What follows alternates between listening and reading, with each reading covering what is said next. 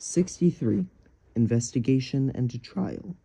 As explained in 61 and 62, the removal of an officer for cause or the discipline of a member for improper conduct may require that charges be preferred and that a formal trial be held. The full procedure for such cases is described in this section. Note: it is possible for a disciplinary proceeding to affect an individual's status both as an officer and as a member, and a resolution preferring charges, see 6313 through 6320, may combine notice to show cause both why the accused should not be removed from office and why he should not be expelled from membership. If the bylaws make membership a required qualification for office, see 47.2, then expulsion from membership necessarily results in removal from office. Back to reading. Rights of the society and the accused. A society has the right to investigate the character of its members and officers as may be necessary to the enforcement of its own standards, but neither the society nor any member has the right to make public any information obtained through such investigation. If it becomes common knowledge within the society, it may not be revealed to any persons outside the society. Consequently, a trial must always be held in executive session, as must the introduction and consideration of all resolutions leading up to the trial. If, after trial, a member is expelled or an officer is removed from office, the society has the right to disclose that fact, circulating it only to the extent required for the protection of the society or possibly of other organizations. Neither the society nor any of its members has the right to make public the charge of which an officer or member has been found guilty, or to reveal any other details connected with the case that make any of the facts public may constitute libel. A trial by the society cannot legally establish the guilt of the accused, as understood in a court of law. It can only establish his guilt as affecting the society's judgment of his fitness for membership or office. Ordinarily, it is impossible for the society to obtain legal proof of facts in disciplinary cases. To get at the truth under the conditions of a trial, hearsay evidence has to be admissible, and judgment as to the best interests of the society may have to be based on it. Witnesses are not sworn. The persons with first-hand knowledge may be non-members, who probably will decline to testify, and may be willing only to reveal the facts privately to a single member on condition that their names in no way be connected with the case. Even members may be reluctant to give formal testimony against the accused. A member can be required to testify at a trial on pain of expulsion, but it is very seldom advisable to force such an issue. A member or officer has the right that allegations against his good name shall not be made except by charges brought on reasonable ground. If thus accused, he has the right to due process, that is, to be informed of the charge and given time to prepare his defense, to appear and defend himself, and to be fairly treated. If a member or officer is guilty of a serious offense and knows that other members are in possession of the facts, he may wish to submit his resignation. When the good of the society appears to demand the departure of an offender, it is usually best for all concerned to offer him the opportunity to reign quietly or for changes are preferred. The society has no obligation to suggest or accept such a resignation at any stage of the case, however, even if it is submitted on the offender's own initiative. Steps in a fair disciplinary process. Most ordinary societies should never have to hold a formal trial, and their bylaws need not be encumbered with causes on discipline. For the protection both of the society and of its members and officers, however, the basic steps which, in any organization, make up the elements of fair disciplinary process should be understood. Any special procedures established should be built essentially around them, and the steps must be followed in the absence of such provisions. As set forth below, these are 1. Confidential investigation by a committee, 2. Report of the committee, and referral of charges if warranted, 3. Formal notification of the accused, 4. Trial, and 5. The Assembly's review of a trial committee's findings, if the trial has been held in a committee instead of the Assembly of the Society. Confidential investigation by committee. A committee whose members are selected for known integrity and good judgment conducts a confidential investigation, including a reasonable attempt to interview the accused, to determine whether to recommend that further action, including the preferring of charges as necessary, is warranted. Accordingly, if the rules of the organization do not otherwise provide for the members of charge and trial, a member may, at a time when non-members are not present, offer a resolution to appoint an investigating committee. This resolution is to be formed similar to the following. Resolved that a committee of perhaps 5 be elected by ballot to investigate allegations of neglect of duty in office by her treasurer, J.M., which, if true, cast doubt on her fitness to continue in office, and that the committee be instructed, if it concludes that the allegations are well-founded, to report resolutions covering its recommendations. To initiate disciplinary proceedings involving a member, a suitable resolution would be resolved that a committee of perhaps 5 be appointed by the chair, or be elected by ballot, to investigate rumors regarding the conduct of our member, Mr. N, which, if true, would tend to injure the good name of this organization, and that the committee be instructed, if it concludes the allegations are well-founded, to report resolutions covering its recommendations. For the protection of parties who may be innocent, the first resolution should avoid any details as much as possible. An individual member may not prefer charges, even if that member has no proof of an officer's or member's wrongdoings. If a member introduces a resolution preferring charges unsupported by an investigation committee's recommendation, the chair must rule the resolution out of order, informing the member that it would instead be in order to move the appointment of such a committee by resolution, as in the example above. A resolution is improper if it implies the truth of a specific rumors or contains insinuations unfavorable to an officer or member. Everyone who is to be accused, even one who is to be accused. If it is out of order, for example, for a resolution to be in, whereas it seems probable that the treasurer has engaged in graft. At the first mention of the word graft in such a case, the chair must instantly call to order the member attempting to move the resolution. An investigating committee appointed as described above has no power to require the accused or any other person to appear before it, but it should quietly conduct a complete investigation, making an effort to learn all relevant facts. Information obtained in strict confidence may help the committee to form an opinion, but it may not be reported to the society or used in a trial, except as may be possible without bringing out the confidential particulars. Before any action is taken, fairness demands that the committee or some of its members make a reasonable attempt to meet with the accused for frank discussion and to hear his side of the story. It may be possible at this stage to point out to the accused that if he does not rectify the situation or resign, he probably will be brought to trial. Report of the investigating committee and preferable charges. If, after investigation, the committee's opinion is favorable to the accused or it finds that the matter can be resolved satisfactorily without a trial, it reports that fact. Note: if the investigating committee submits a report that does not recommend a referral of charges, it is written with the power of the Assembly, nevertheless, to adopt a resolution that does not prefer charges, or that does prefer charges. It is also possible for the Assembly to adopt instructions to the committee specifying when it is to report, or even to adopt a motion to discharge a committee 36, and thereafter to consider a resolution preferring charges. But in order to provide due process to the accused, any such instructions must allow the investigating committee a reasonable and adequate time to investigate and prepare a report, and the committee may be discharged only if it has had such time, yet has failed to complete its report. Back to reading. But if the committee from its investigations finds substance to the allegations and cannot resolve the matter satisfactorily in any other way, it may report in writing, which is signed by every committee member who agrees, outlining the course of its investigation and recommending in the report the adoption of resolutions preferring charges, arranging for a trial, and, if desired, suspending the rights of the accused, as in the following example. Resolved that when this meeting adjourns, that adjourned to meet at 8 p.m. on Wednesday, November 15th, 2025, for variations depending on conditions, see the first paragraph following these resolutions below. Resolved that J.M. is hereby cited to appear at said adjourned meeting for trial to show cause why she should not be removed from the office of treasurer on the following charge and specifications. Charge: neglect of duty in office. Specification 1. In that GM has failed to account for at least $10,000 of the Society's fund known to have been given into her custody. Specification 2. In that GM has repeatedly failed to provide the financial records of a treasurership for review by the auditing committee. Resolved that the time official notification of this resolution is delivered to JM's address until disposition of the case, all of JM's authorities, rights, and duties pertaining to the office of treasurer are suspended. Resolved that members S&T act as managers for the society at the trial. See below. In a disciplinary proceeding against a member, an example of the second and third resolutions is resolved that Mr. Wren is hereby cited to appear at said adjourned meeting for trial to show cause why he should not be expelled from the society on the following charge and specifications. Charged: conduct tending to injure the good name of his organization. Specification 1. And that Mr. Wren has so conducted himself as to establish among a number of his acquaintances a reputation for willfully originating false reports against innocent persons. Specification 2. In that on or about the evening of August 12, 2025, in the Matterhorn restaurant, Mr. Wren was seen by patrons to be the apparent provoker of a needless and violent disturbance causing damage to the furnishings. Resolved that from the time official notification of this resolution is delivered to Mr. Wren's address until disposition of the case, all of Mr. Wren's rights as a member, except as relate to the trial, are suspended pending disposition of the case. With reference to an appropriate date for which to set the trial, 30 days is a reasonable time to allow the accused to prepare his defense. When a trial is to be before the Assembly of the Society, it is generally a good policy to hold a dozen meeting devoted exclusively to the matter, such as an adjourned meeting as in the example above. To devote a meeting to the trial when there is to be another regular meeting between the date of adoption of these resolutions and the date desired for the trial, the first resolution would establish a special meeting instead of an adjourned meeting. See 9. Note: the Assembly of a Society may call a special meeting for purposes of conducting a trial and determining a punishment, even if the bylaws fail to provide for special meetings, or the designation in the bylaws of those who can call special meetings does not include the Assembly. Back to reading. If believed advisable, and particularly when the trial is likely to be delicate, involve potential scandal, or be long and troublesome, or when the assembly of the organization is large, the resolutions reported by the investigating committee, instead of providing for trial before the entire assembly, can be worked so as to establish a committee to hear the trial and report its findings and recommendations to the assembly for action. In such a case, the first two of the resolutions above would be worded as follows. Resolved that a trial committee consisting of Mr. H as chairman and members A, B, C, D, and E, and F be appointed to try the case of J.M. and report its findings and recommendations A special committee appointed to hear a trial must be composed of persons different from those on the preliminary investigating committee. The resolution can either be offered with the names of the members of the proposed trial committee specified as in the example, or contain a blank so as to leave the member of the selection to the assembly.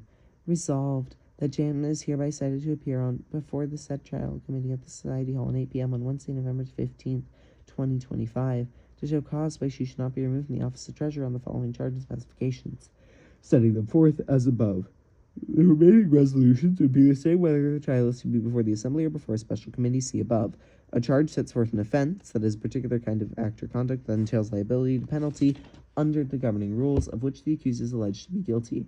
A specification states what the accused is alleged to have done, which, if true, constitutes an instance of the member indicated in the charge. An accused officer or member must be found guilty of a charge before a penalty can be imposed. If the bylaws of the society provide for the imposition of penalties for offenses defined in the bylaws of an adopted code of conduct or similar set of rules, a charge may consist of such a defined offense. If such particular offenses are not defined or are not applicable, a member may be challenged with conduct tending to injure the good name of the organization, disturb its well-being, or hamper its work, or the like, and an officer may be charged with misconduct of the type just mentioned, or with misconduct in office, neglect of duty in office, or conduct that renders him or her unfit for office. Each separate change contained in the resolutions must be accompanied by at least one specification, unless the investigating committee and the accused agree in preferring that this information not be disclosed outside the trial.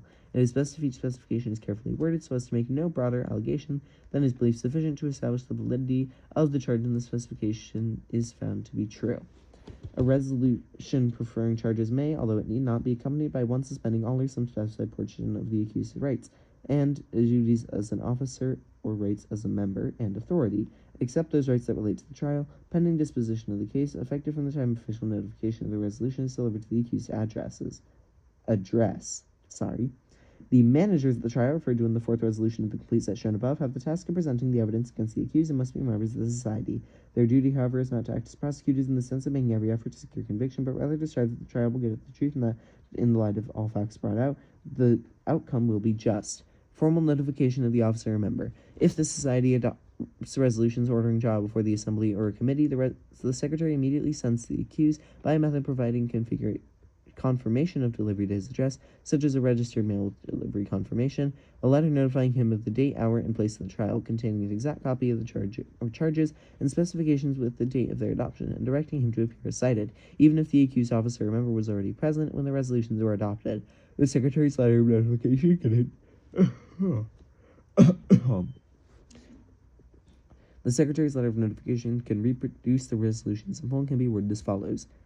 Dear Mr. N., your attention is called to the fact that the Blank Society at its meeting on October 14, 2025, adopted the following resolutions, followed by the text of the resolutions. Kindly be present at the Society Hall at the time indicated above. Sincerely, John Clerk, Secretary. It is the duty of the Secretary to have at hand at the trial a photocopy, printout, or other direct reproduction of the letter or notification with the delivery confirmation attached, as proof that it was delivered to the accused's addresses. Trial procedure. The trial is a formal hearing on the validity of the trial charges. At the trial, the evidence against the accused officer or member is presented by the managers for the society, and the officer or member has the right to be represented by counsel and to speak or produce witnesses in his own defense. If the charges are found to be true, a penalty may be imposed or recommended, but if the charges are not substantiated, the officer or member is exonerated, and any authority, rights, duties, and privileges of officer membership that had been suspended are automatically restored. The managers, as previously stated, must be members of the society. Defensive counsel can be attorneys or not, but must be members of the society unless the trial body, that is, the assembly of the trial committee, as the case may be by vote agrees to permit attorneys who are not members to act in this capacity. Non-members who consent to testify can be brought in as witnesses at the trial, but such a witness is allowed in the room only while testifying. If the accused fails to appear for trial at the appointed time is directed, the trial proceeds without him.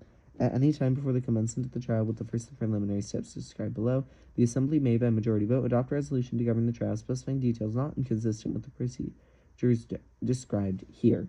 Note: the assembly may vary the procedures described here through adoption of special rules of order for disciplinary proceedings by previous notice and two-thirds vote, or by a vote of a majority of the entire membership. Back to reading. The resolution may include an agenda that establishes times for portions of the trial, such as time limits or opening and closing statements. If time limits are imposed, they must allow the defense at least equal time for each element of the trial that allowed the managers, and this rule may not be suspended without the consent of the defense. At the trial and calling the meeting to order, the chair should call attention to the fact that the meeting is an executive session, 9, and to the attendant obligation of secrecy. Preliminary steps that include the secretary's reading from the minutes, the resolutions adopted by the society relating to the trial, the chair's verification by inquiring of the secretary that the accused was furnished with a copy of the charges, the chair announcement of the names of the managers for the society, and the chair's inquiry of the accused as to whether he is counsel.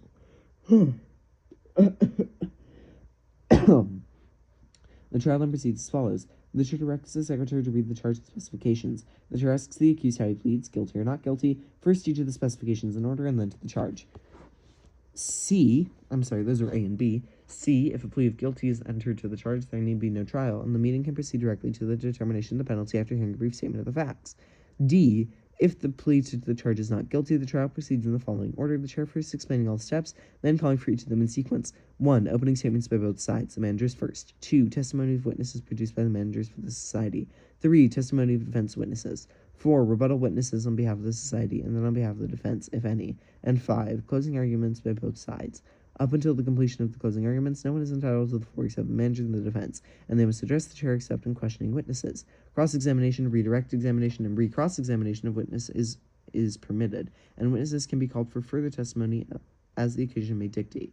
From the first of the preliminary steps described above up until the completion of the closing arguments, 1. Subject to the relevant rules and the provisions in any resolution governing the trial, the presiding officer, similarly to a judge in trial, directs the proceedings and rules on all questions of evidence and any objections or requests by the managers of the device of the requests by the managers or the defense, the merits of which may first be argued by the managers and the defense. For any such direction or ruling, a member of the assembly may take an undebatable appeal, or the presiding officer may vote in the first instance submit any such question to a vote without debate by the assembly. Any motion to alter a resolution previously adopted to govern the trial, which may be proposed only by the managers or defense, or a proposal by the chair to do the same, is submitted without debate to a vote by the assembly. Its adoption requires the vote necessary to amend something previously adopted.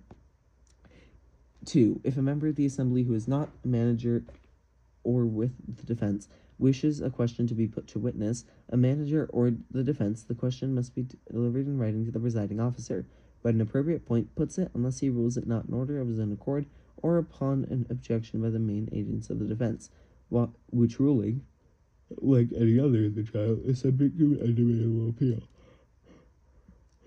3. The only motions in order are the 5 privilege motions and those motions that relate to the conduct of the meeting or to the trial itself.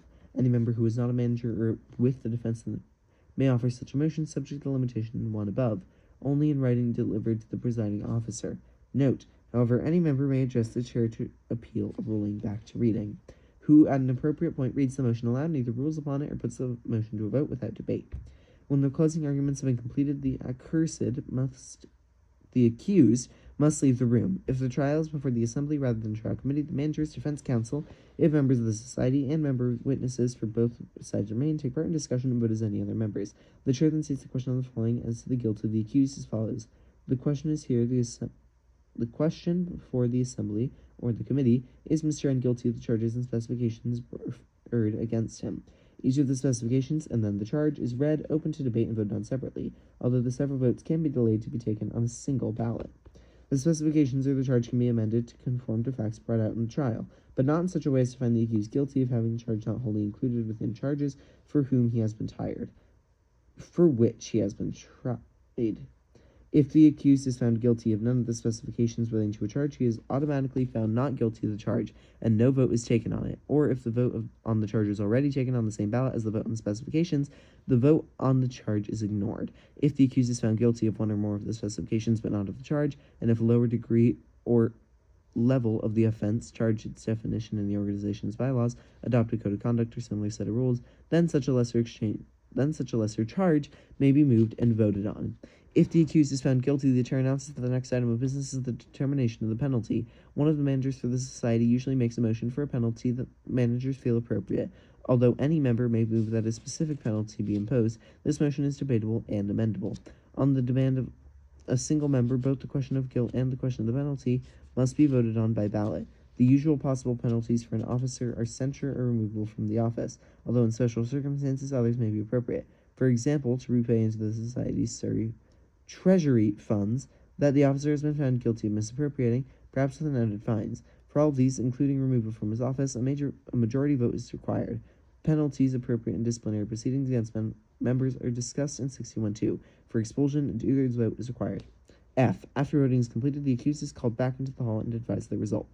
A member who votes for finding of guilt at a trial should be morally convinced, on the basis of the evidence he has heard, that the accused is guilty. Assembly's review of a trial committee's findings. If the trial has been held before a trial committee instead of the Assembly of the Society, this committee reports to the Assembly in executive session. 9. The results of its trial of the case with resolutions to cases where its finding is one of guilty. Covering the penalty it recommends that the Society impose. The report is prepared in writing and includes, to the extent possible without disclosing confidential information which should be kept from within the committee, a summary of the basis for the committee's finding. Unless the report exonerates the accused, he is then permitted, personally, through counselor, or both as he prefers, to make a statement of the case, after which the committee is given the opportunity to present a statement in rebuttal. The accused and defense counsel, if not members, then leave the room, and the Assembly acts upon the resolution submitted by the committee. The members of the committee remain and vote on the case the same as the other members of the Society.